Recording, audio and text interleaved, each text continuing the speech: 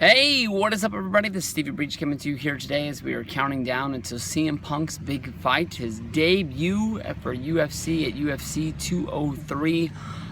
We've been waiting for this, honestly, for a long time, and I know that a lot of people are following along with the CM Punk, I don't know what to call it, a reality show, a biography, or whatever it is, the tale of the tape for UFC, basically following around CM Punk, showing his, his change from professional wrestling into the world of MMA.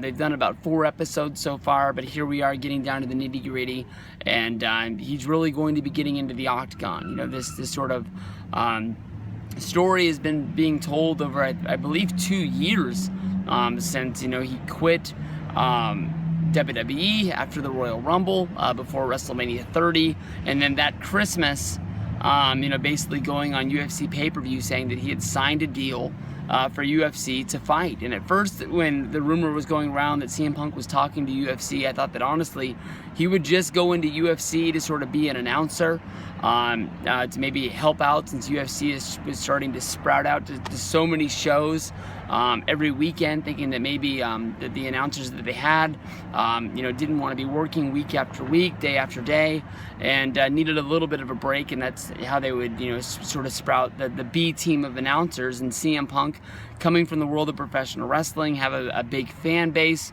would like to have a lot of people behind him, but he's going to be getting into the octagon against Mickey Gall. This guy is pushing 40, while Mickey Gall, I believe, is coming in at 22. Punk's got to outweigh him by a few pounds, but honestly, in my mind, I think that the experience that Mickey Gall has is going to mean everything. I'm not saying that CM Punk is afraid to get hit or afraid to go to the ground. This is the guy that's been getting a lot of training.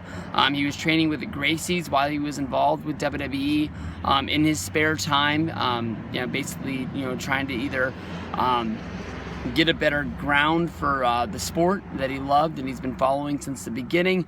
He's openly said that if MMA was more popular in the late 90s to early 2000s, that's the way he would have gone, instead of going into the world of professional wrestling the indies, wrestling for Ring of Honor and such. But as a wrestling fan, I'm glad that he went that route, and that's why I want to get behind him. I want to see him win this fight, if at all possible. I want him to have a whole lot of success. I want to wish him well going into it. It's hard for me to believe that he's got a chance in hell. We saw Mickey Gall, seems like months ago. I want to say it's probably closer to a year. I don't remember which one it was, but he was on the pre-fights, the pre-show, leading into a UFC. I can't remember which number it was, but basically Mickey Gall fought Michael Jackson, and basically it was said that if Mickey Gall won the fight, he would get the fight against CM Punk. I believe that was a part of a documentary series as well, trying to find the guy who was going to fight CM Punk.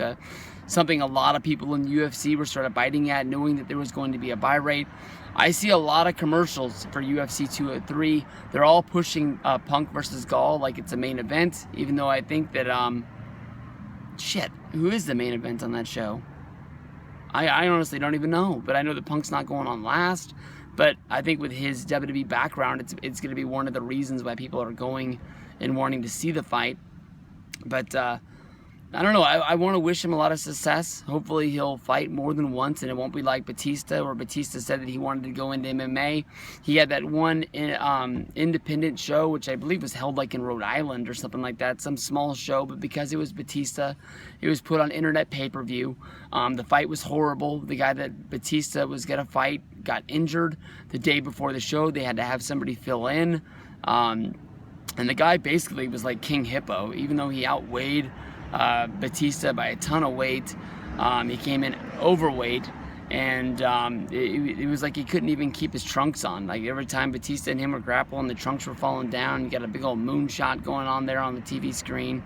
But we'll have to see what the future's going to hold for this. If I had to put money on this, I honestly would pick Mickey Gall. I don't know how long this fight's going to go. I know that CM Punk's been hit. He's not afraid to be hit. But I know that they're gonna do what every fight does at the beginning. Is they're basically going to have some sort of stand-up game and try and go from there. And we'll have to see where this fight goes. But if it goes down on the ground, maybe CM Punk has a chance from all of the experience that he has from rolling around with the Gracies and stuff like that. He's been training for 2 years. He did have that I believe shoulder injury or back injury, but he hasn't really just been messing around, like treating this like it's a hobby. He's been treating it like it's his real job. So you got to at least think that he has a chance. When you listen to interviews of him talking about this fight, it sounds like he has confidence. We'll have to see how much confidence he really has. But we're looking forward to it this weekend. UFC 203, Punk versus Gall.